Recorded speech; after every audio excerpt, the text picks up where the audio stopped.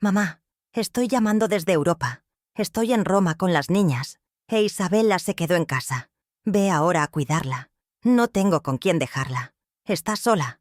Aquella frase, pronunciada con una frialdad que helaba la sangre, fue el golpe que me despertó de un letargo de años, de una devoción ciega que me había consumido hasta los huesos. No era una súplica, ni una preocupación, sino una orden, cargada de desprecio, y la arrogancia de quien se sabe dueño de tu tiempo, de tu alma, de tu existencia, entera.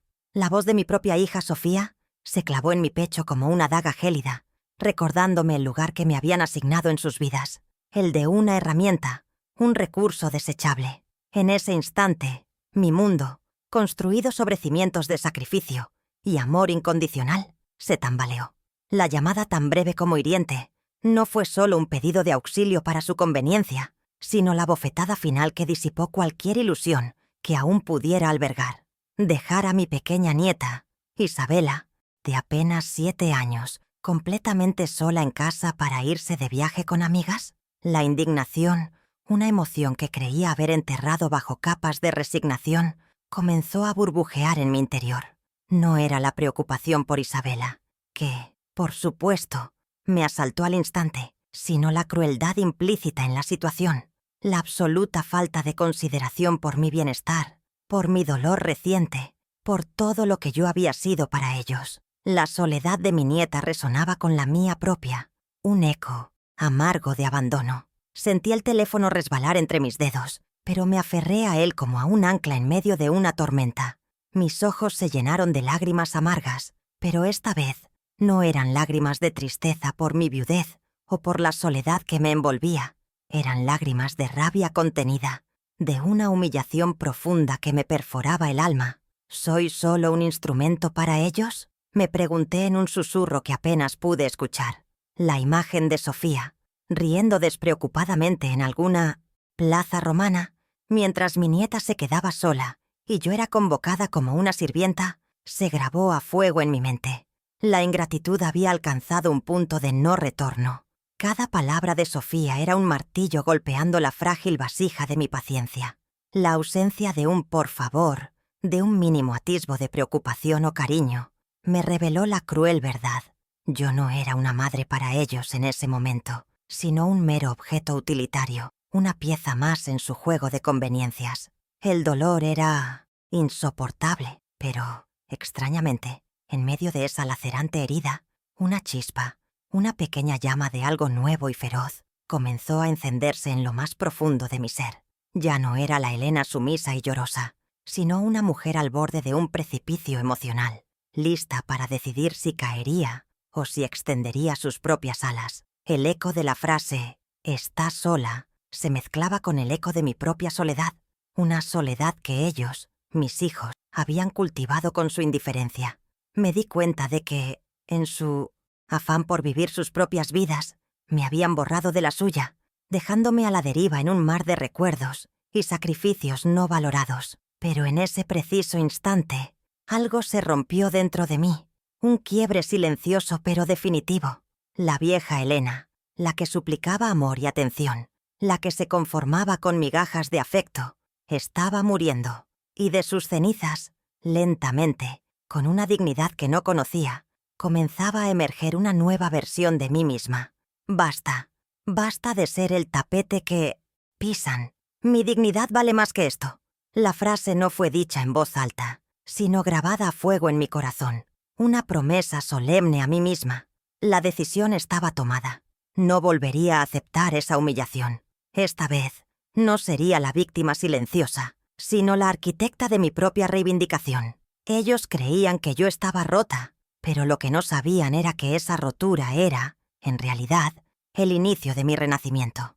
Mi despertar no sería ruidoso, sino una sinfonía de acciones silenciosas. Cada nota un paso hacia la recuperación de mi verdadero valor. Mi nombre es Elena Rivera, y a mis 68 años, la vida me había enseñado que la quietud puede ser tanto un refugio como una prisión. Desde que mi amado esposo, Carlos, partió hace poco más de un año, el silencio de nuestro hogar, antes lleno de risas y planes compartidos, se había vuelto un eco constante de su ausencia. Cada rincón, cada objeto, parecía gritar su nombre, recordándome la plenitud que habíamos conocido y el vacío abrumador que ahora me consumía. Mis días transcurrían en una rutina melancólica, un intento fútil de llenar el abismo dejado por su partida, pero la verdad era que me sentía cada vez más a la deriva, como un barco sin timón, en medio de un mar inmenso y solitario. La viudez no solo me había despojado de mi compañero de vida, sino que también me había enfrentado a una soledad que nunca imaginé experimentar. Antes, mi identidad estaba entrelazada con la de Carlos, con la vida que construimos juntos, con los hijos que criamos con tanto esmero. Ahora me encontraba frente a un espejo que no reconocía, una mujer cuyos propósitos parecían haberse desvanecido con el último aliento de su esposo. Era una quietud forzada, una pausa no deseada, donde el tiempo se estiraba, y cada hora era un recordatorio de lo que ya no existía. A pesar de la tristeza que me embargaba, siempre busqué consuelo en las pequeñas cosas, el aroma del café por la mañana, la lectura de un buen libro o el cuidado de mis plantas en el balcón. Eran mis anclas, los diminutos hilos que me conectaban con la vida, aunque fuera de forma tenue. Intentaba mantenerme ocupada, visitando el mercado local, conversando con los vecinos, esforzándome por mantener una apariencia de normalidad, pero por dentro, el nudo en la garganta era constante, y la sensación de inutilidad se aferraba a mí como una sombra persistente. Mi relación con mis dos hijos, Sofía y Miguel, era el otro gran pilar de mi existencia, o al menos eso creía. Sofía, la mayor, y Miguel, el más joven, habían sido siempre el centro de mi universo, y la pequeña Isabela, mi única nieta, la hija de Sofía, era la luz que de vez en cuando lograba disipar las nubes de mi pena. Ella, con sus 7 años y su inocencia desbordante, era el único bálsamo para mi alma, la razón por la que a veces aún sonreía, aunque la sonrisa no siempre alcanzara mis ojos. La complejidad de mi relación con Sofía siempre fue un misterio para mí.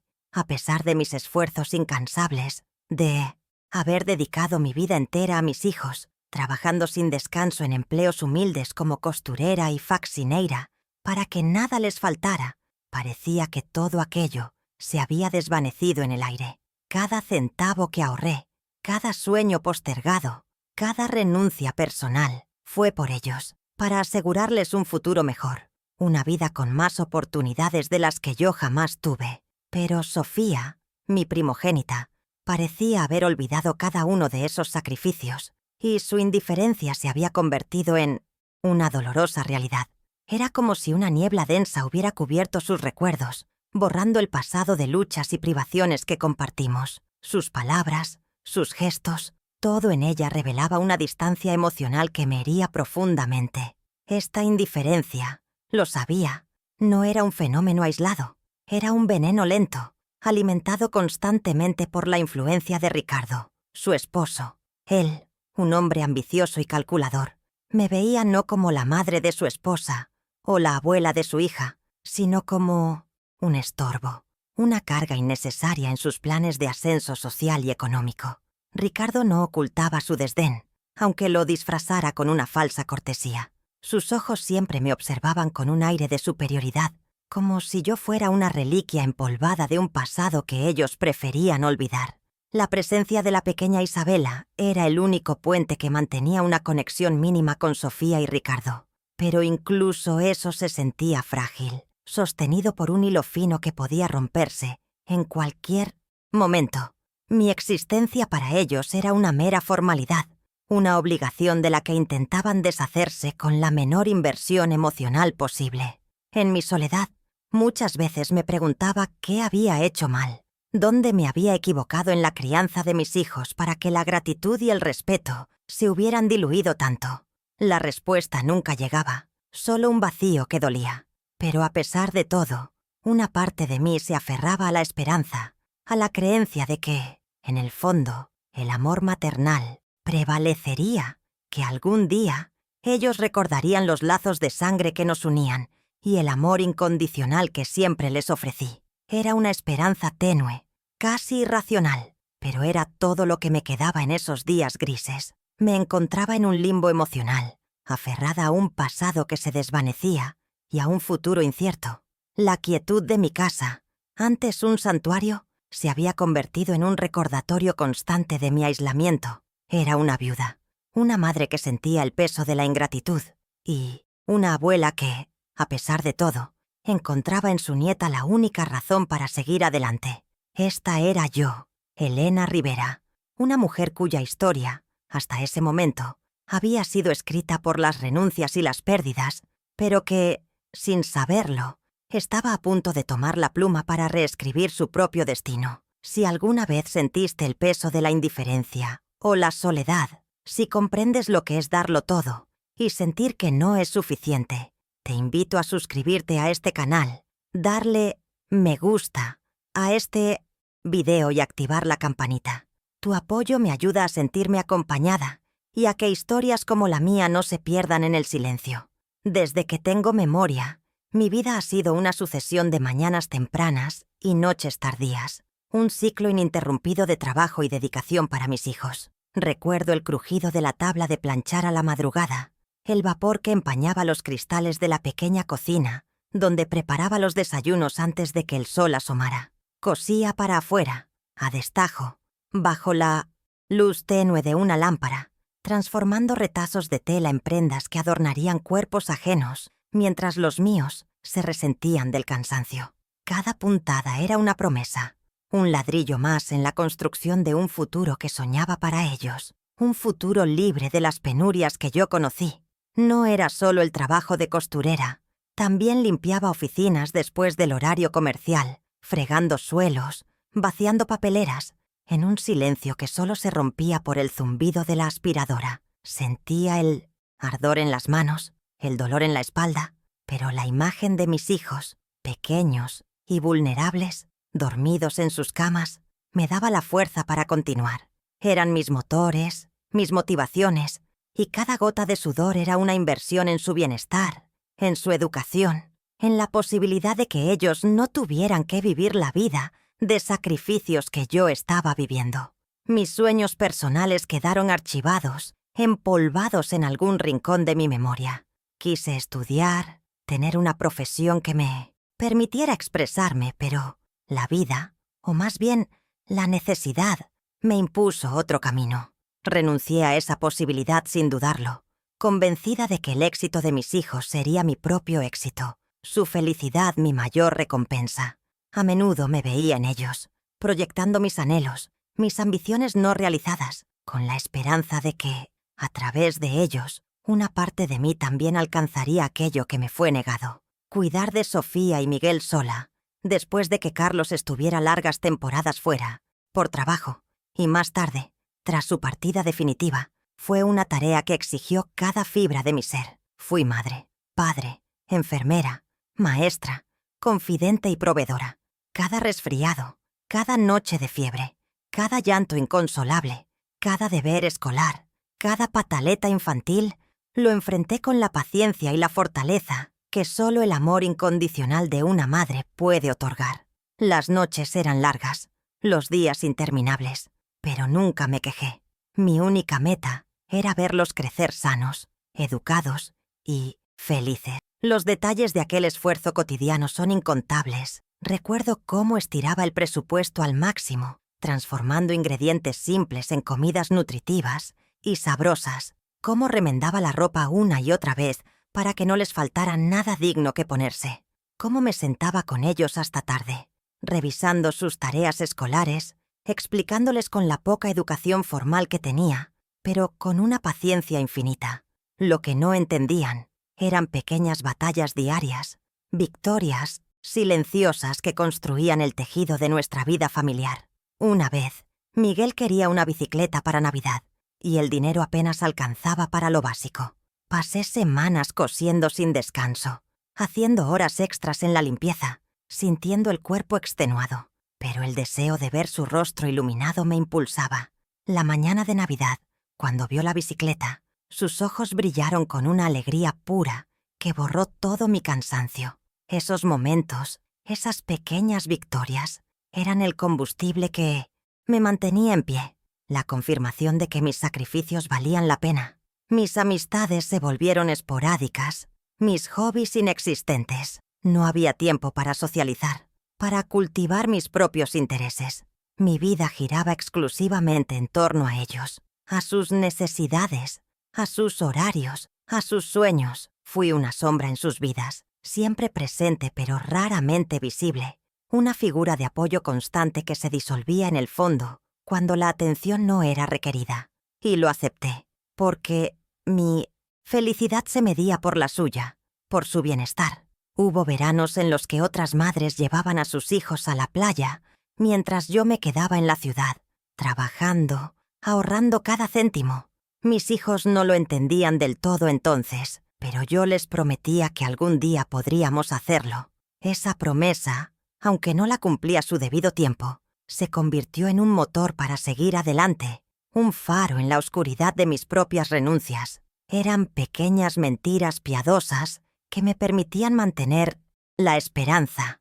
Cada vez que uno de mis hijos lograba un éxito, una buena calificación, un ascenso en el trabajo, yo sentía un orgullo inmenso, como si fuera mi propio logro. Sus victorias eran mis victorias, sus alegrías, mis alegrías más profundas. Mi felicidad estaba intrínsecamente ligada a la de ellos, y por eso no dudé en entregarles cada gota de mi energía, de mi tiempo, de mi ser. El amor de una madre, pensaba, era infinito y desinteresado. Ahora, mientras la voz fría de Sofía resonaba en mis oídos y la imagen de Isabella sola me oprimía el pecho, esos recuerdos de sacrificio se agolpaban en mi mente como una marea alta. ¿Cómo podían olvidar? ¿Cómo podían ignorar tantos años de entrega incondicional? La injusticia se sentía más pesada que nunca. Un yugo que me había puesto yo misma con mis propias manos. Por amor, por devoción, por la creencia de que ese amor sería correspondido, o al menos, valorado. Mi cuerpo, ahora marcado por el tiempo y el esfuerzo, era un testimonio viviente de todo lo que había soportado. Las arrugas en mi rostro, las cicatrices invisibles en mi alma, eran el mapa de una vida dedicada por completo a otros. Y aún así, la ingratitud era la única moneda con la que me pagaban. El contraste entre mi entrega total y su indiferencia era un abismo que me devoraba, una amarga revelación que me empujaba al límite de mi resistencia. Pero en medio de esa marea de dolor, una nueva resolución comenzaba a germinar. No era rencor, sino una fría determinación. La Elena que había sacrificado todo por amor, ahora se daría cuenta de que ese amor no podía ser unidireccional, ni podía ser pisoteado. Era hora de que mi dignidad, esa que había puesto a un lado por tanto tiempo, regresara con toda su fuerza, reclamando el respeto que siempre me había sido negado. Ya no viviría para sus expectativas, sino para mis propios términos. Las humillaciones se convirtieron en una moneda corriente, un goteo constante que erosionaba mi espíritu día tras día. No eran solo las órdenes de Sofía, eran las frases cortantes, los gestos de desprecio que se acumulaban, pequeños puñales que se clavaban en mi dignidad. ¿Todavía usas esa ropa, mamá? Parece de otra época, soltaba Sofía con un tono de voz que pretendía ser casual, pero que venía cargado de un juicio silencioso, como si mi apariencia desentonara con el brillo de su mundo. No era solo la crítica a mi vestimenta, era una desvalorización de mi esencia, de mi historia, de la mujer que yo era. Ricardo, por su parte, era un maestro en el arte de la condescendencia. Sus consejos sobre cómo debía administrar mi pequeña pensión, o sus comentarios velados sobre mi poca visión para los negocios, eran dardos envenenados. Deberías pensar en vender esta casa, mamá. Está muy grande para ti sola. Podrías venir a vivir con nosotros, claro, si te adaptas a nuestras reglas, insinuaba, con una sonrisa que no llegaba a sus ojos, sabiendo que yo me aferraba a mi hogar como a un último refugio. Sus palabras eran una invitación a entregar lo poco que me quedaba, a someterme por completo a su control. Las reuniones familiares se habían vuelto un campo minado. Mis opiniones eran ignoradas o minimizadas, mis historias interrumpidas con un «sí, mamá». Ya sabemos esa historia. Sentía que me convertía en una figura invisible, una presencia que estorbaba, que no encajaba en el nuevo orden de sus vidas ambiciosas. Era una humillación pública y privada, una cancelación de mi voz, de mi experiencia, de mi existencia misma. Y lo peor era que, en mi desesperación por mantener algún lazo, yo lo permitía, tragándome el nudo de frustración en mi garganta. Recuerdo una ocasión en la que intenté compartir una anécdota de Carlos, mi difunto esposo, una historia que me traía consuelo y que creí que a ellos también les gustaría recordar. Sofía me interrumpió abruptamente. «Mamá, por favor, estamos en el siglo XXI. Deja de vivir en el pasado. Necesitamos hablar de cosas importantes». Su tono, impaciente y despectivo, fue como un balde de agua fría. En sus ojos no había ni un rastro de la niña que había llorado en mis brazos, ni de la joven que buscaba mis consejos. Solo veía una mujer extraña, distante, ajena a mi dolor. Miguel, aunque menos frontal que Sofía, mostraba su desinterés de otras maneras. Las llamadas eran cada vez más escasas, las visitas aún más raras. Cuando venía, su mirada se perdía en el televisor o en la pantalla de su teléfono, y mis preguntas sobre su vida eran respondidas con monosílabos. La distancia emocional que había crecido entre nosotros era un abismo. Sentía que había perdido a mi hijo, que el lazo que nos unía se había deshilachado hasta casi desaparecer. Su silencio era tan doloroso como las palabras de Sofía. La desvalorización no solo era verbal. Había gestos, microexpresiones que lo decían todo. La forma en que Sofía se negaba a tocar los viejos álbumes de fotos familiares como si fueran reliquias de un pasado vergonzoso. La manera en que Ricardo me interrumpía sin mirarme a los ojos, como si yo no estuviera presente. Cada uno de estos pequeños actos de desprecio construía una pared invisible, cada vez más alta, que me separaba de ellos, dejándome atrapada en una soledad que se sentía impuesta. Incluso la pequeña Isabela, aunque en su inocencia, era utilizada como un peón en este juego cruel. «Isabela, no molestes a la abuela.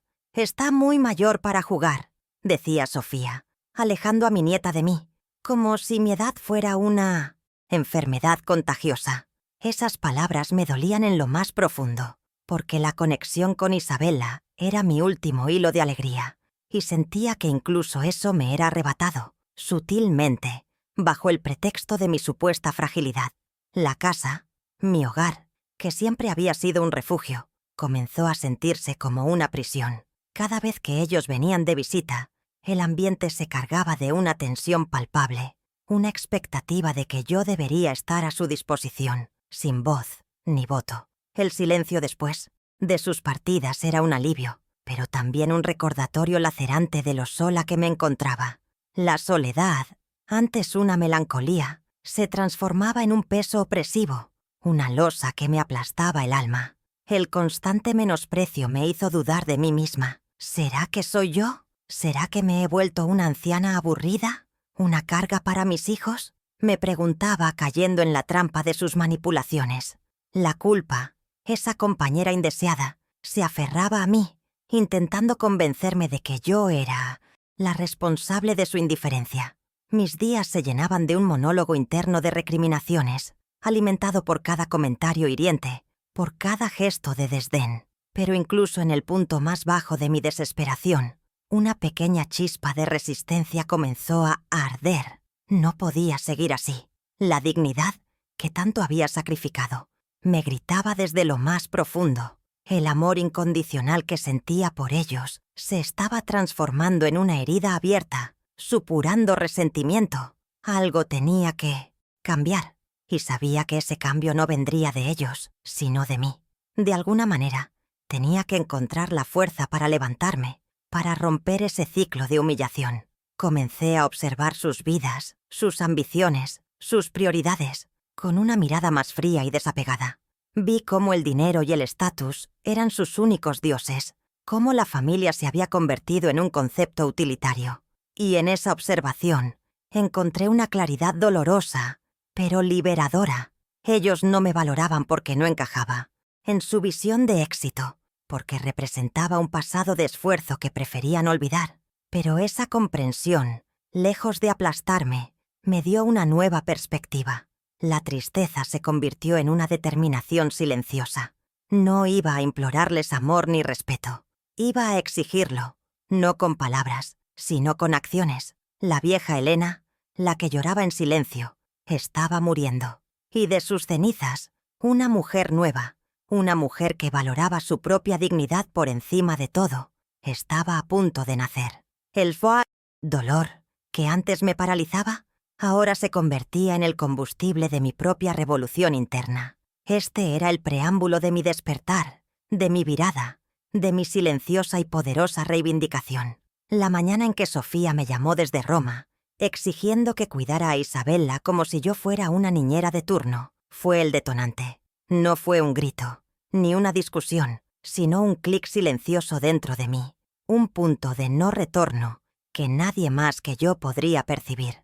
Me miré al espejo y vi no solo el reflejo de una mujer de 68 años con el rostro surcado por el cansancio, sino también la silueta de una dignidad maltratada. En ese instante, dejé de implorar.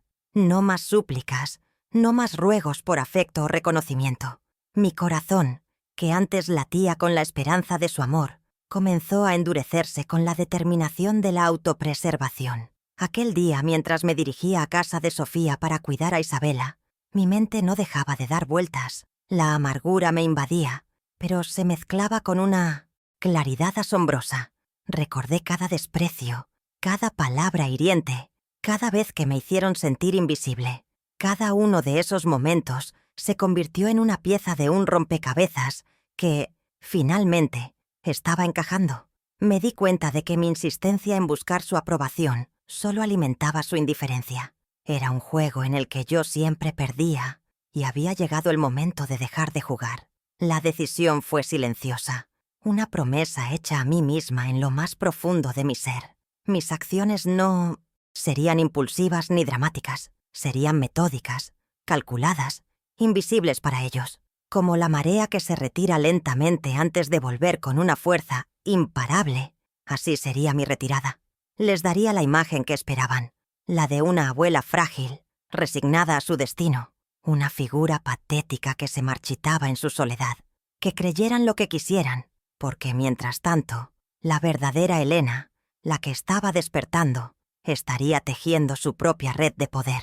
A partir de ese día, mis respuestas a sus exigencias se volvieron monosilábicas. Mis expresiones faciales, neutras. No cuestionaba, no reclamaba, no expresaba dolor. Si Sofía me pedía algo con su tono habitual de superioridad, yo simplemente asentía, con una calma que debió parecerle sumisión. Era mi escudo, mi camuflaje. Cuanto menos reaccionara, menos motivos les daría para sospechar que algo fundamental había cambiado dentro de mí. La apariencia de fragilidad se convirtió en mi mayor fortaleza.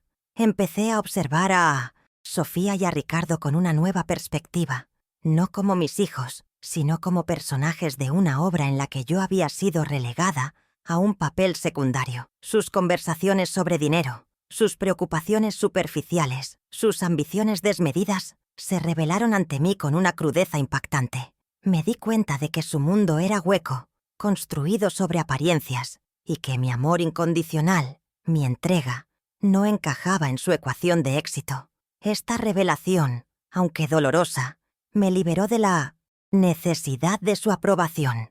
Dejé de llamarles con la misma frecuencia, esperando que ellos tomaran la iniciativa, algo que rara vez ocurría. Y cuando lo hacían, mis conversaciones eran breves y al grano. No les contaba sobre mis sentimientos, ni sobre mis pensamientos más profundos. Mantenía una barrera invisible, una distancia que, aunque para ellos pasaba desapercibida, para mí era una fortaleza inexpugnable. Aprendí a no esperar nada de ellos, y en esa falta de expectativas encontré una extraña paz. Los domingos, antes sagrados para las visitas familiares que ahora eran esporádicas y tensas, los dediqué a mí misma. Volví a leer los libros que había abandonado, a escuchar la música que me gustaba, a pasear por el parque sin rumbo fijo. Pequeños actos de rebelión personal que para el mundo exterior eran insignificantes, pero para mí eran pasos gigantes hacia la recuperación de mi propia identidad. Comencé a redescubrir a la Elena que había sido antes de que el mundo me definiera como madre y viuda. Cada noche, antes de dormir, repasaba en mi mente los documentos que Carlos había dejado. Una caja sellada con un testamento, extractos de cuentas, escrituras. Él siempre había sido un hombre previsor, discreto, y yo, en mi inocencia y confianza, nunca había indagado a fondo en sus asuntos financieros. Ahora, esa caja, que reposaba en el fondo de mi armario, se había convertido en mi faro, mi esperanza, la herramienta con la que, silenciosamente, empezaría a reescribir mi historia. La clave para mi emancipación estaba allí, aguardando el momento oportuno. La quietud de mi hogar, que antes me oprimía, ahora se transformaba en un santuario, mi centro de operaciones. Allí, a solas, podía planificar, reflexionar y comenzar a entender la magnitud de lo que estaba a punto de hacer. Cada noche, me acostaba con una sensación de propósito, algo que no sentía desde la partida de Carlos. Ya no era la víctima, sino la estratega, la protagonista de una virada que nadie esperaba, especialmente aquellos que creían conocerme. La decisión de no implorar más amor fue el punto de inflexión. Fue el momento en que dejé de ser un reflejo de las expectativas de los demás para convertirme en la dueña de mi propio destino. La soledad, que antes me dolía, se transformó en una aliada, el espacio necesario para mi metamorfosis. Ellos creían que me estaba apagando, pero en realidad estaba encendiendo una llama que los sorprendería a todos. Mi dignidad, por fin, comenzaba a respirar.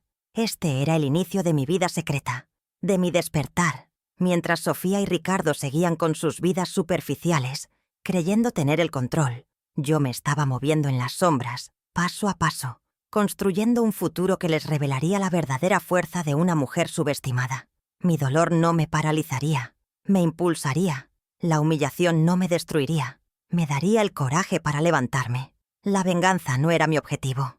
La justicia y la dignidad sí lo eran. Si te sientes identificada con esta sensación de estar al límite, de querer cambiar tu historia sin que nadie se dé cuenta, entonces sabes lo que es la verdadera fuerza silenciosa. Inscríbete en el canal, dale me gusta a este video y comparte, porque a veces la mayor revolución empieza en el silencio de nuestra alma.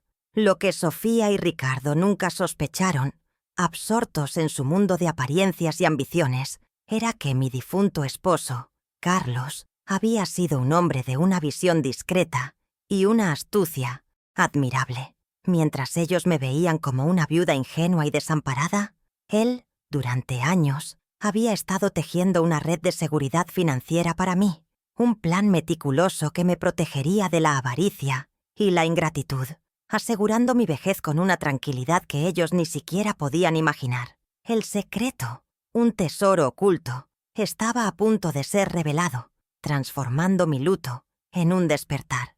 Carlos, siempre previsor, había invertido en un pequeño, pero próspero, negocio de importación de fiemtos y otros aceites, un emprendimiento modesto en sus inicios, pero que, con el tiempo y su buen ojo para los negocios, había florecido silenciosamente, lejos de las miradas curiosas. Este negocio, en el que había puesto su pasión y su intelecto, se convirtió en un secreto guardado a 7 llaves, una joya escondida de la que nadie, ni siquiera nuestros hijos, tenía conocimiento. Él creía firmemente en la importancia de la discreción para proteger lo que con tanto esfuerzo se había construido.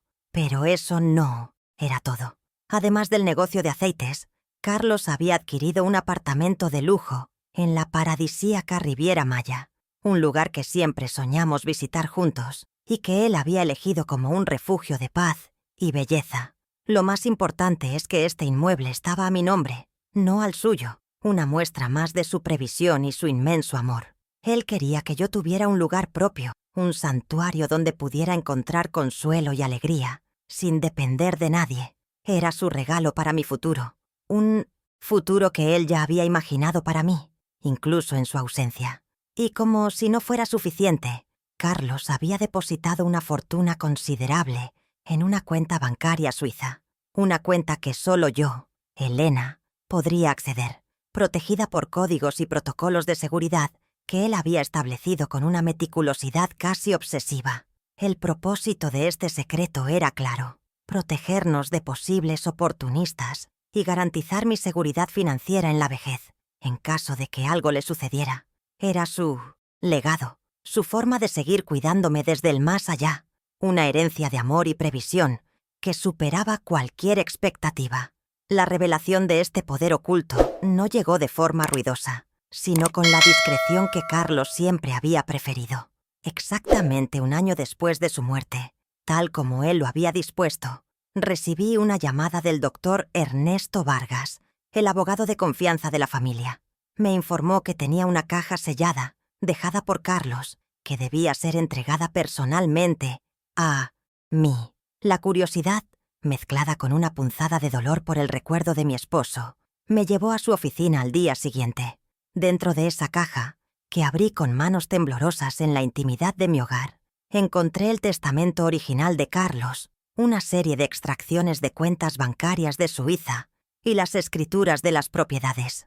Cada documento era una revelación, un golpe que me dejaba sin aliento.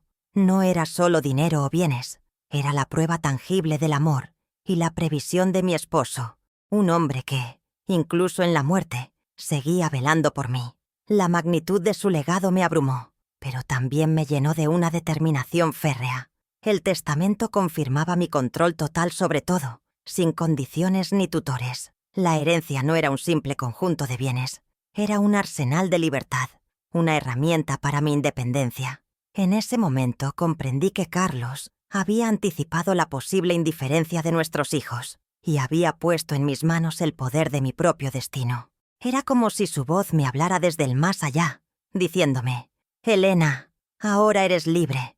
No dependas de nadie. Sé fuerte». La fortuna en la cuenta suiza era asombrosa, una cantidad que jamás imaginé poseer. Me di cuenta de que, mientras yo me esforzaba en trabajos humildes y me privaba de lujos, Carlos estaba construyendo este imperio silencioso, asegurándose de que, sin importar lo que pasara, yo siempre tendría mi propio respaldo. Esa revelación no solo me trajo seguridad financiera, sino también una profunda gratitud y una renovada admiración por el hombre que había compartido su vida conmigo. Las escrituras del apartamento en la Riviera Maya, con mi nombre como única propietaria, fueron un símbolo de la nueva vida que se abría ante mí. No era solo un inmueble, era un escape, un lugar donde podía sanar, reflexionar y disfrutar de la tranquilidad que tanto anhelaba. La visión de Carlos se manifestaba en cada detalle, en cada documento, y yo, su viuda, me sentía más conectada que nunca a su legado, lista para honrar su confianza. El negocio de importación de aceites, que ahora era completamente mío, representaba una oportunidad inesperada de crecimiento y propósito. Siempre me había gustado la idea de emprender, de construir algo propio, y Carlos me había dejado esa puerta abierta. No era solo una fuente de ingresos, era un desafío, un nuevo camino que me permitiría canalizar mi energía y mi inteligencia de una manera que nunca antes había podido hacer. Me sentí empoderada, lista para tomar las riendas. Esta revelación no solo cambió mi situación financiera, sino que transformó mi percepción de mí misma. De ser una viuda desamparada y una madre subestimada, me convertí en la heredera de un imperio discreto, la guardiana de un secreto que me otorgaba un poder insospechado. Mi dolor se mezcló con la emoción de esta nueva responsabilidad, y una certeza inquebrantable se apoderó de mí. Era hora de que el mundo y mis hijos supieran quién era realmente Elena Rivera. Mi silenciosa virada estaba a punto de comenzar. Con la mente clara y un propósito renovado, la primera acción estratégica que tomé fue contactar al doctor Ernesto Vargas. Él no solo era el abogado de confianza de mi difunto esposo, sino también un hombre que siempre me había tratado con un respeto genuino, algo que valoraba profundamente en un mundo donde a menudo me sentía invisible. Concerté una cita con la mayor discreción, evitando cualquier comentario a mis hijos, quienes seguían inmersos en su ignorancia sobre la verdadera situación. Sabía que cada paso debía ser calculado, silencioso, como el avance de una marea imperceptible. En la privacidad de su elegante oficina, donde el silencio solo era interrumpido por el leve murmullo del aire acondicionado, Le entregué al doctor Vargas los documentos que Carlos me había dejado: el testamento original, los extractos de la cuenta suiza, las escrituras del apartamento en la Riviera Maya y los papeles del negocio de aceites. Sus ojos se abrieron con sorpresa al revisar la magnitud de la herencia que Carlos había acumulado y, sobre todo, la previsión con la que lo había hecho, asegurándose de que todo quedara a mi nombre y bajo mi control absoluto. Hablamos durante horas, desentrañando cada detalle, cada cláusula, cada implicación legal. Mi principal objetivo, le expliqué al doctor Vargas, era reestructurar el testamento de Carlos. No quería que Sofía y Miguel fueran herederos directos de esta fortuna, al menos no de la manera que esperaban. La humillación que me habían infligido había cimentado mi determinación. Sin embargo, mi amor por Isabela era inquebrantable y quería asegurarme de que su futuro estuviera protegido, lejos de las manos manipuladoras de sus padres.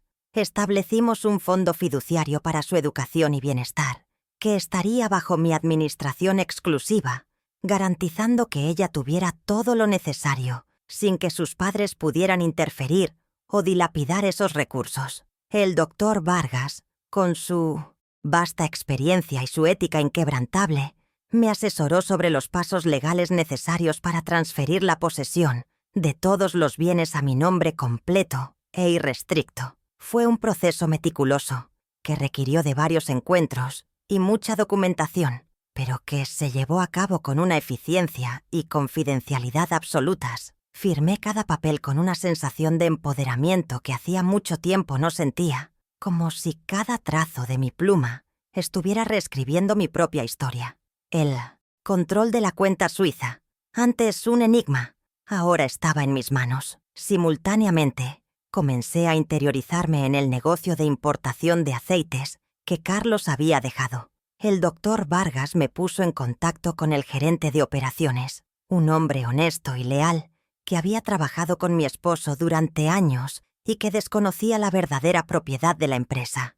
Me sumergí en los informes financieros, los contratos, las proyecciones. Descubrí un mundo fascinante de comercio internacional, de productos de alta calidad, y sentí una chispa de entusiasmo que hacía años no experimentaba. Mi mente, que había estado adormecida por el dolor, ahora se activaba con el desafío de gestionar este legado. Mientras la reestructuración legal avanzaba silenciosamente, yo también inicié mi propia transformación personal. Elena, que antes se sentía invisible, comenzó a florecer. Me permití un nuevo guardarropa, eligiendo prendas que reflejaban mi nueva fuerza interior, colores que me hacían sentir vibrante, no apagada. Visité una peluquería, algo que no hacía desde hacía mucho tiempo, y me hicieron un corte y un peinado que rejuvenecieron mi rostro, dándome un aire de frescura y determinación. Cada cambio externo era un reflejo de la renovación interna que estaba experimentando. Un día, mientras organizaba viejos álbumes de fotos, encontré una imagen de la casa de mi infancia, un lugar lleno de recuerdos felices que había vendido años atrás para ayudar a mis hijos en un momento de necesidad. La nostalgia me invadió, pero también la idea de que ese hogar simbolizaba algo más profundo. Con la ayuda del doctor Vargas, rastreamos la propiedad. Descubrí que, aunque había sido reformada y no estaba en venta, el simple hecho de revisitar ese recuerdo me dio una idea. La reconstrucción de mi vida no solo sería financiera, sino también emocional y simbólica. El simbolismo de la casa de mi infancia, ahora reformada y próspera, resonó conmigo. Representaba mi propia reconstrucción, mi regreso a las raíces, a la esencia de quién era yo, antes de que las cargas de la vida y la ingratitud de mis hijos me definieran. No era solo un lugar físico, era un espacio mental de empoderamiento. Me di cuenta de que mi fuerza no venía solo de la herencia de Carlos, sino de mi propia capacidad de resiliencia, de mi habilidad para transformarme y renacer de las cenizas. Cada paso en esta acción estratégica era un acto de autoafirmación. Ya no buscaba la validación de Sofía o Miguel, me bastaba la mía propia. La preparación de esta virada era mi secreto, mi motor, la fuente de una confianza que crecía día a día. Mientras ellos seguían en su ignorancia, yo me fortalecía, no solo económicamente, sino en mi espíritu. Me sentía más viva, más dueña de mí misma que nunca. Esta etapa de acción silenciosa era crucial. Era la construcción de los cimientos de mi nueva vida.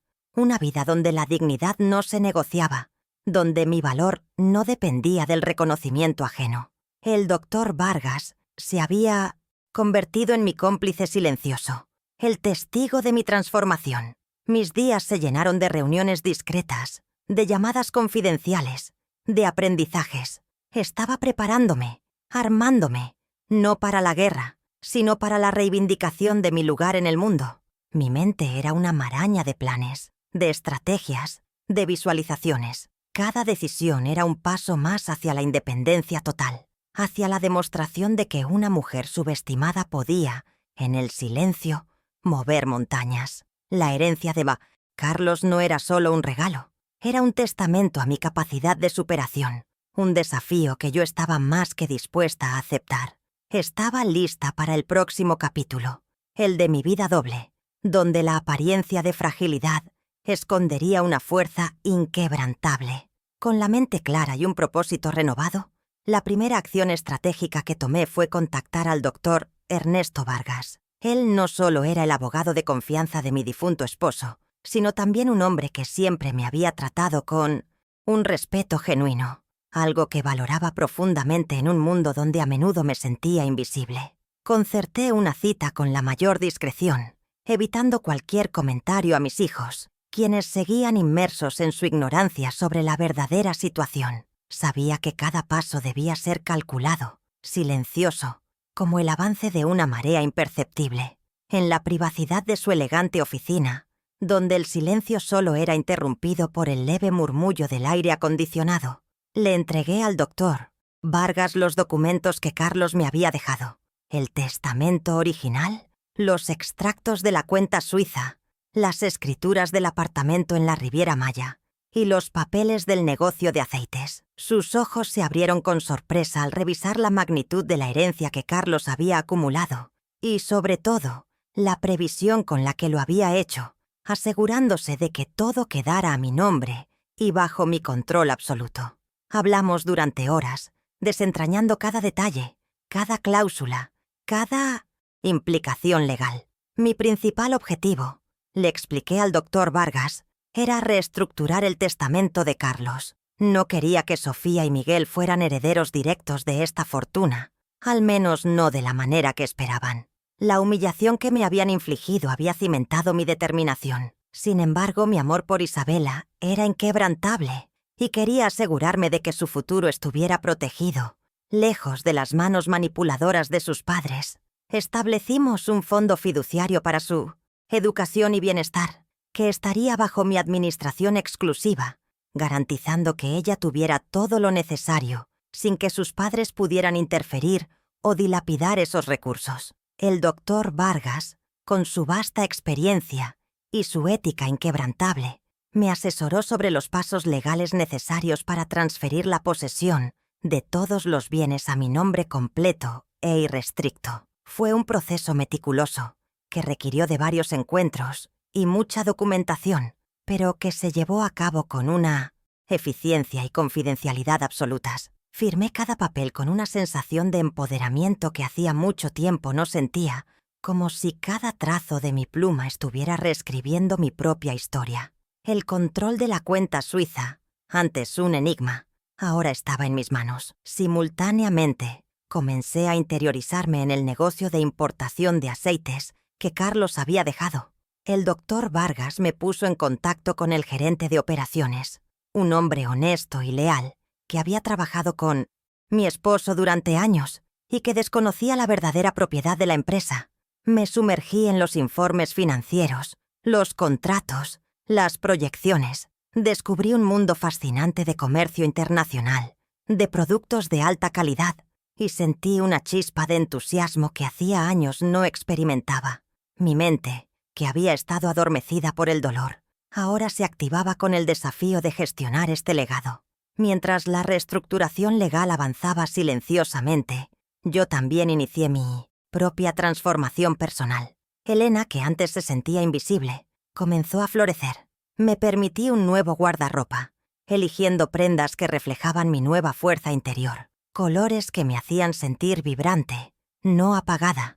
Visité una peluquería, algo que no hacía desde hacía mucho tiempo, y me hicieron un corte y un peinado que rejuvenecieron mi rostro, dándome un aire de frescura y determinación. Cada cambio externo era un reflejo de la renovación interna que estaba experimentando. Un día, mientras organizaba viejos álbumes de fotos, encontré una imagen de la casa de mi infancia, un lugar lleno de recuerdos felices que había vendido años atrás para ayudar a mis hijos en un momento de necesidad. La nostalgia me invadió, pero también la idea de que ese hogar simbolizaba algo más profundo. Con la ayuda del Dr. Vargas, rastreamos la propiedad. Descubrí que, aunque había sido reformada y no estaba en venta, el simple hecho de revisitar ese recuerdo me dio una idea. La reconstrucción de mi vida no solo sería financiera, sino también emocional y simbólica. El simbolismo de la casa de mi infancia, ahora reformada y próspera, resonó conmigo. Representaba mi propia reconstrucción, mi regreso a las raíces, a la esencia de quién era yo, antes de que las cargas de la vida y la ingratitud de mis hijos me definieran. No era solo un lugar físico, era un espacio mental de empoderamiento. Me di cuenta de que mi fuerza no venía solo de la herencia de Carlos, sino de mi propia capacidad de resiliencia, de mi habilidad para transformarme y renacer de las cenizas. Cada paso en esta acción estratégica era un acto de autoafirmación.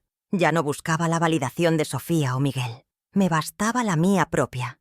La preparación de esta virada era mi secreto, mi motor, la fuente de una confianza que crecía día a día. Mientras ellos seguían en su ignorancia, yo me fortalecía, no solo económicamente, sino en mi espíritu. Me sentía más viva, más dueña de mí misma que nunca. Esta etapa de acción silenciosa era crucial. Era la construcción de los cimientos de mi nueva vida. Una vida donde la dignidad no se negociaba, donde mi valor no dependía del reconocimiento ajeno. El Dr. Vargas se había convertido en mi cómplice silencioso, el testigo de mi transformación.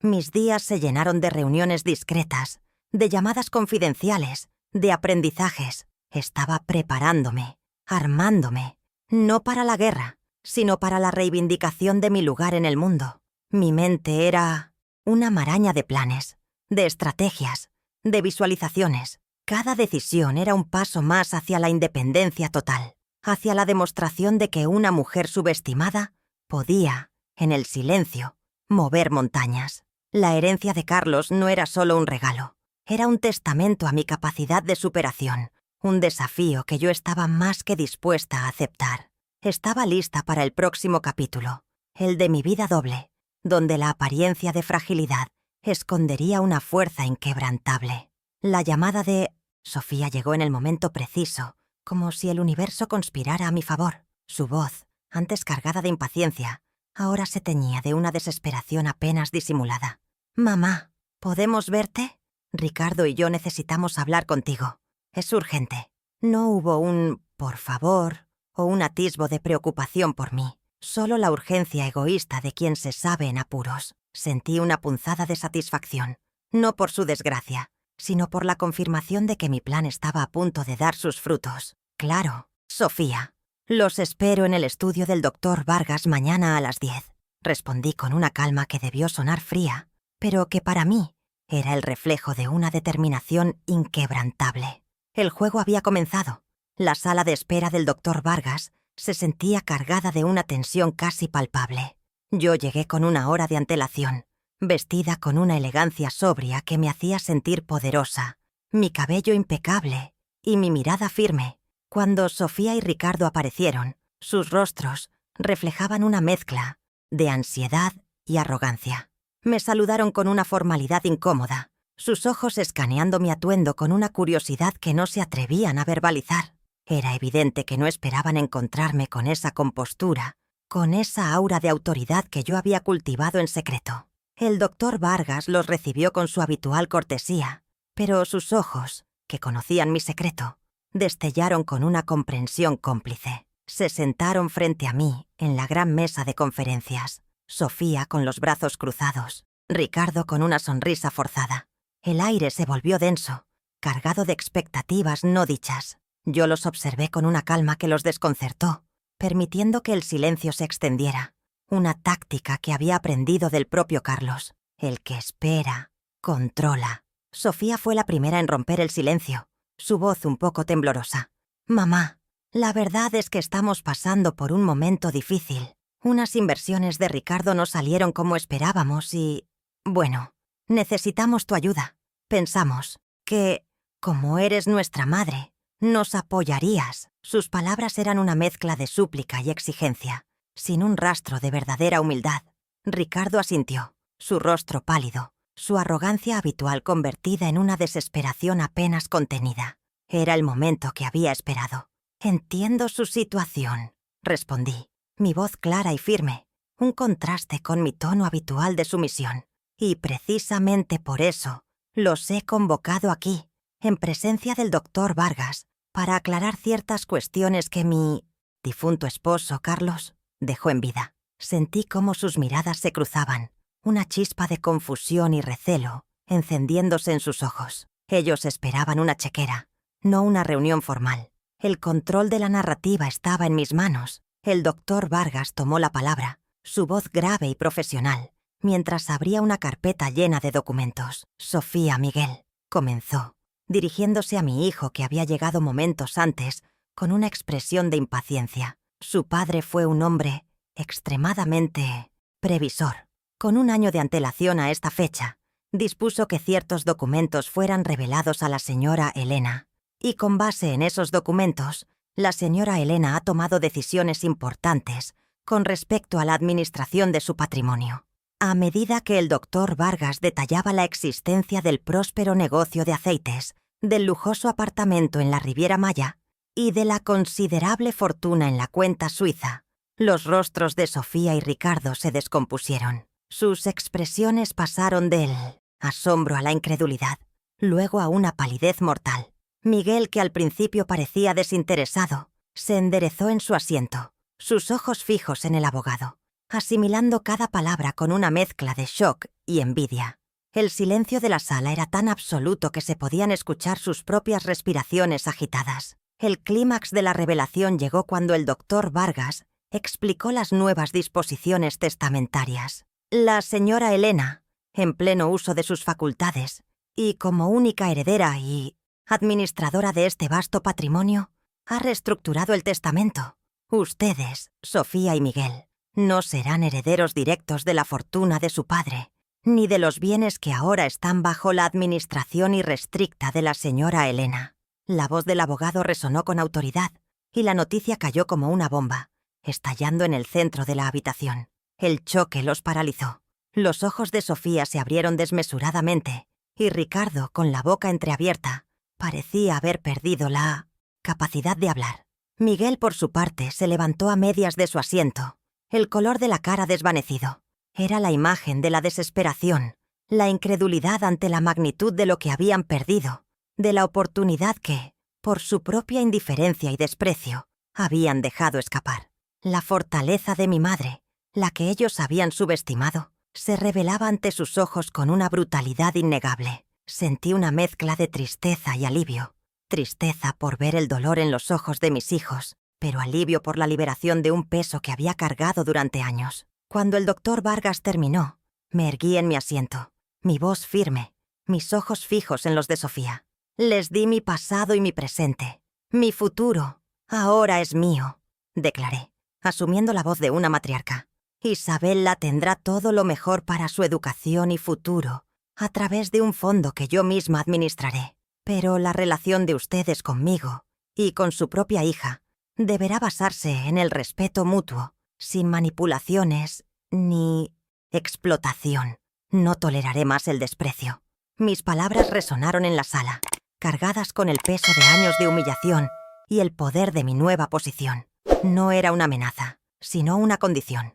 Mi voz, antes un susurro, se había convertido en un trueno. Ellos me miraban, incrédulos, sus mentes intentando procesar la nueva realidad. La mujer que creían una carga, una sombra, había revelado ser la dueña de su propio destino, y por extensión, de una parte de su futuro. Mi dignidad no tenía precio, y ahora ellos lo sabían. El silencio que siguió a mis palabras fue el más elocuente de todos. Era el sonido de las cadenas que se rompían, el eco de una mujer que finalmente se ponía de pie. Sofía intentó balbucear algo. Ricardo se desplomó en su silla, y Miguel solo pudo bajar la mirada, avergonzado. Mi poder no era solo el dinero, era la verdad, la fuerza de una madre que, tras haberlo dado todo, había encontrado en sí misma la capacidad de decir «basta» y de reclamar lo que le correspondía.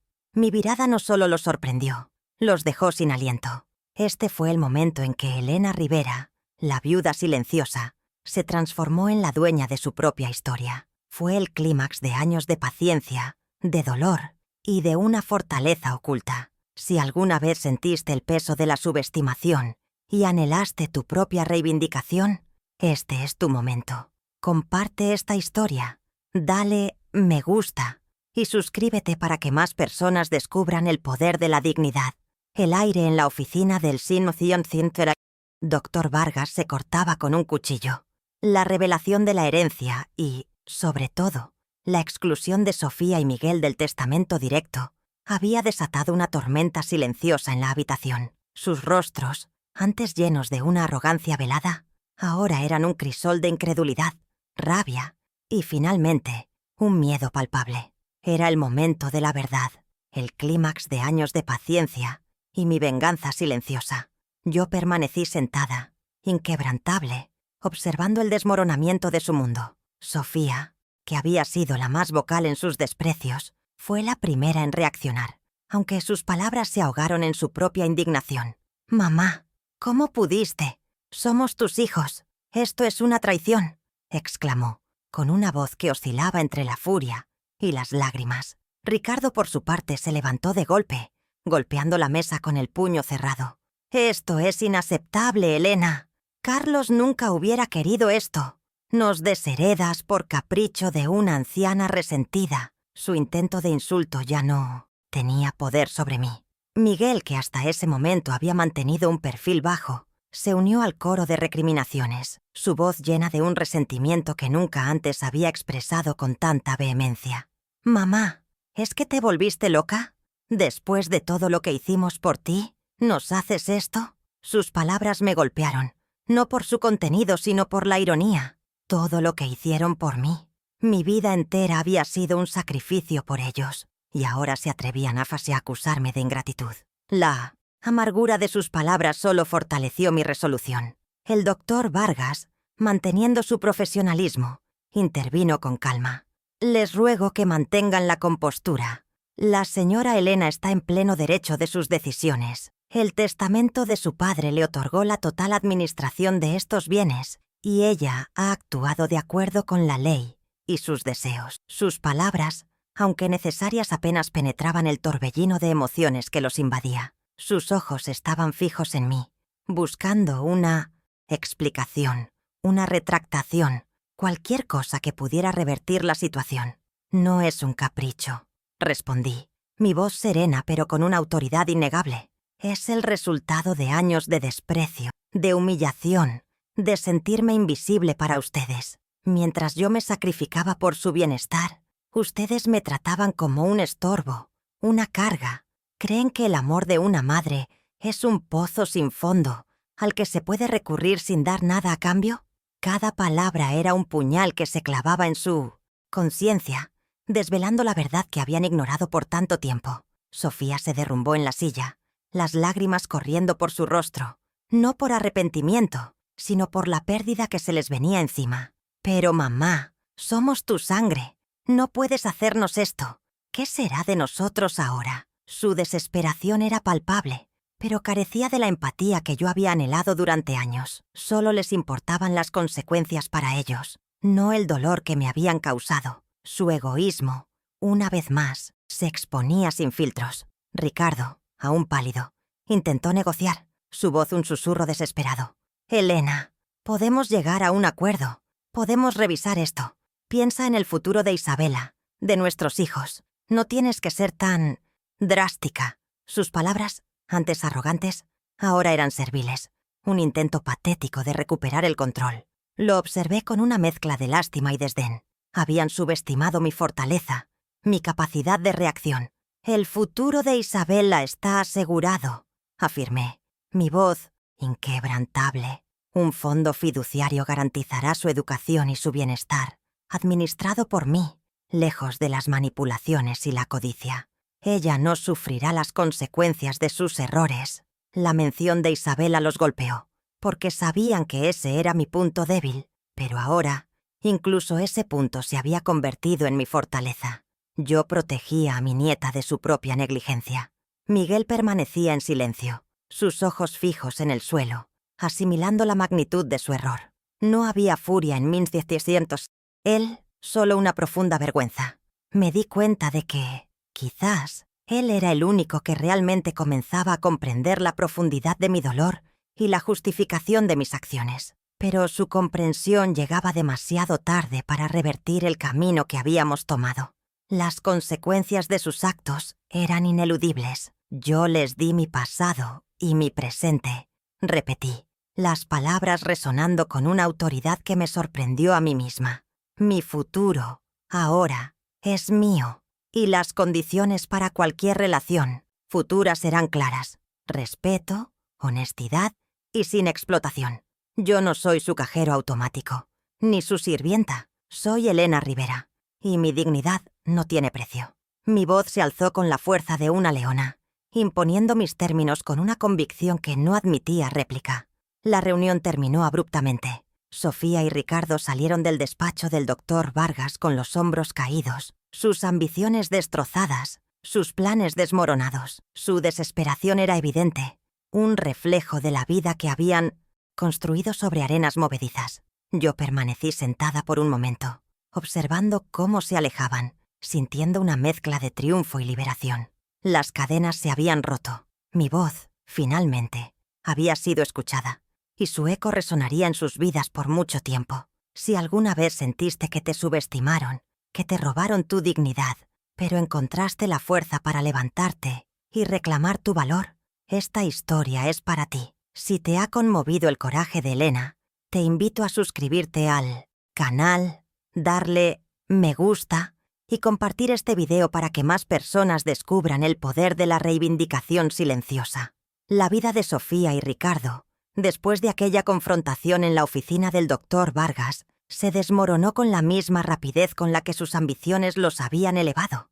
El colapso de sus inversiones arriesgadas, sumado a la pérdida inesperada de la herencia que daban por sentada, los sumió en una espiral de deudas y recriminaciones mutuas. Su castillo de naipes, construido sobre la ignorancia y el desprecio, se derrumbó por completo, dejándolos expuestos a la dura realidad que habían evitado por tanto tiempo. La arrogancia fue reemplazada por la desesperación. Miguel, por su parte, aunque golpeado por la situación, mostró una reacción diferente. Su vergüenza y el shock inicial dieron paso a una reflexión más profunda. Sin la influencia constante de Ricardo y el materialismo de Sofía, comenzó a reconocer la magnitud de sus propios errores y la injusticia con la que me habían tratado. No me buscó para pedir dinero, sino con un atisbo de arrepentimiento, una llamada que, aunque tardía, encendió una pequeña chispa de esperanza para una futura reconciliación, aunque las heridas aún eran profundas. Elena Rivera no solo había reconstruido su vida, la había transformado por completo. Con la vasta herencia de Carlos, mi difunto esposo, adquirí un encantador apartamento en una zona tranquila de la ciudad, un lugar que había elegido por su serenidad y su exuberante jardín, un oasis de paz donde podía contemplar la naturaleza y reflexionar sobre mi nuevo camino. Era un hogar que reflejaba mi renacimiento, mi independencia, mi nueva vida lejos de las sombras del pasado.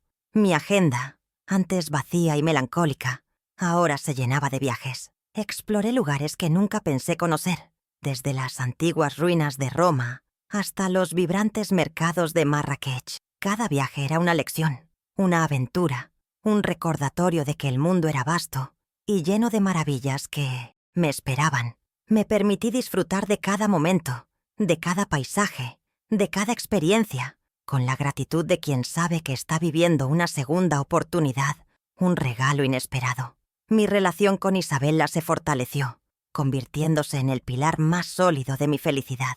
Con el fondo fiduciario asegurado para su educación, ella no solo tendría las mejores oportunidades, sino también el amor incondicional y el apoyo de su abuela. Pasábamos horas juntas, leyendo cuentos, pintando, paseando por el parque. Le enseñaba el valor de la dignidad, la importancia del respeto, la belleza de la resiliencia. Construíamos una relación basada en la confianza, el cariño y el mutuo respeto. Un vínculo inquebrantable que llenaba mi corazón. La historia de Elena, mi historia, se convirtió en un testimonio viviente de que la dignidad no tiene precio. El amor propio, que había estado enterrado bajo capas de sacrificio y desprecio, emergió como la mayor de las herencias. Más allá del dinero y las propiedades, la verdadera riqueza era la libertad de ser yo misma, de elegir mi propio camino, de vivir una vida auténtica, fiel a mis valores y a mi corazón. Era la prueba de que nunca es tarde para reivindicarse. En las tardes tranquilas, sentada en mi balcón con vista al jardín, a menudo recordaba los días de humillación, las lágrimas silenciosas, la sensación de invisibilidad.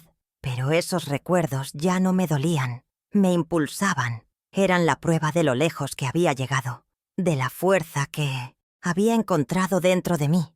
Cada árbol en mi jardín, cada flor en flor, era un símbolo de mi propia resiliencia, de cómo florecí después de una larga y dolorosa sequía.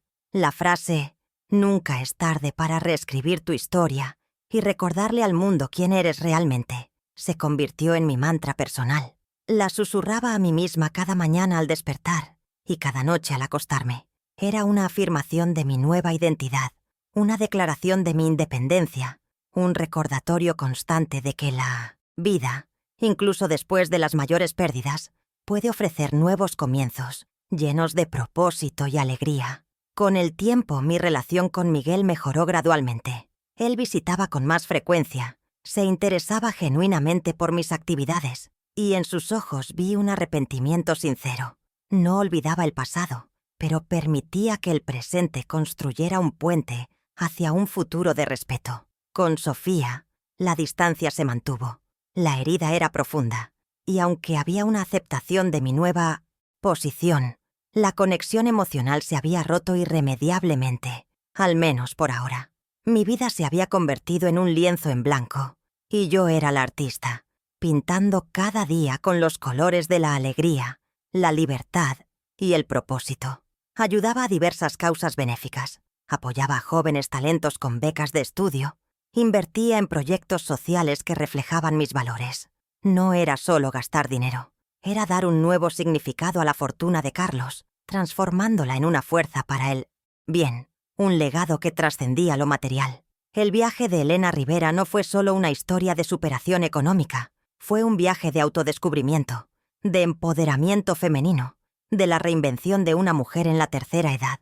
Fue la prueba de que la verdadera riqueza no se mide en bienes, sino en la paz interior, la dignidad recuperada y el amor genuino que se comparte. Mi corazón, que antes estaba marchito, ahora latía con una vitalidad renovada, lleno de gratitud por la vida que había logrado construir. Cada día me siento más feliz y realizada. La sabiduría de los años se ha mezclado con la fuerza de mi despertar. Miro hacia atrás sin rencor y hacia adelante con la certeza de que mi historia es un faro para todas aquellas mujeres que alguna vez se sintieron invisibles, recordándoles que dentro de cada una hay una fuerza inquebrantable, esperando el momento de florecer. Y yo, Elena, la abuela que renació de sus cenizas, me convertí en la prueba viviente de ello.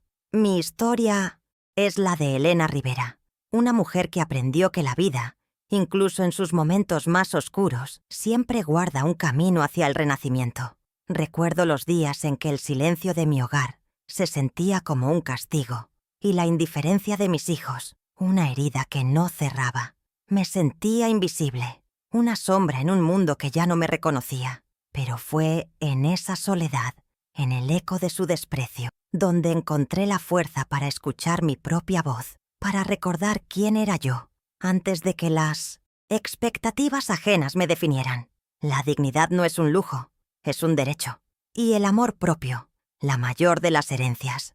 A veces, las mayores lecciones nos llegan de donde menos las esperamos, disfrazadas de dolor y decepción. La traición de mis hijos, que creyeron que podían pisotear mi espíritu, fue, irónicamente, el catalizador de mi despertar. Me mostraron el camino hacia mi propia libertad, la senda para reclamar el valor que siempre estuvo en mí, aunque yo misma lo hubiera olvidado. Fue un despertar lento, doloroso, pero finalmente liberador. El camino no fue fácil. Implicó mirar a la verdad de frente, aceptar que el amor incondicional no siempre es suficiente para mantener los lazos y que a veces, para sanar, hay que soltar, aprender a poner límites, a decir no, a priorizarme a mí misma. Fue un desafío que valió cada esfuerzo, pero cada paso que di, cada decisión que tomé en el silencio de mi transformación, me acercó más a la Elena que siempre debí ser, una mujer fuerte, sabia y dueña de su propio destino.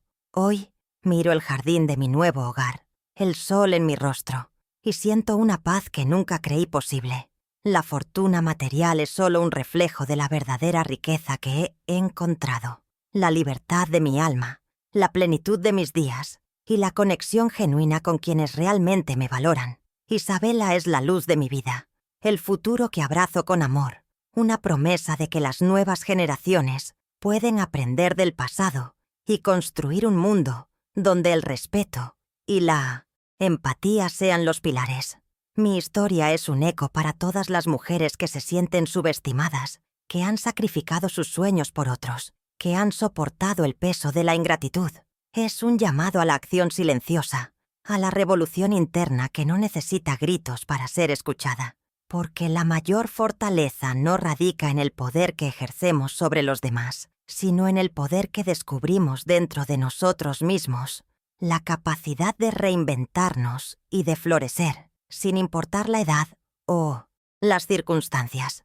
Así que, si te sientes identificada con mi viaje, si alguna parte de ti sintió lo que yo sentí, acompáñame en este canal. Suscríbete para que estas historias de resiliencia sigan inspirando y recordando el inmenso poder de la dignidad femenina. Tu apoyo nos ayuda a seguir contando estas verdades, a iluminar los caminos de quienes buscan su propia voz. Y recuerda, nunca es tarde para reescribir tu historia y recordarle al mundo quién eres realmente.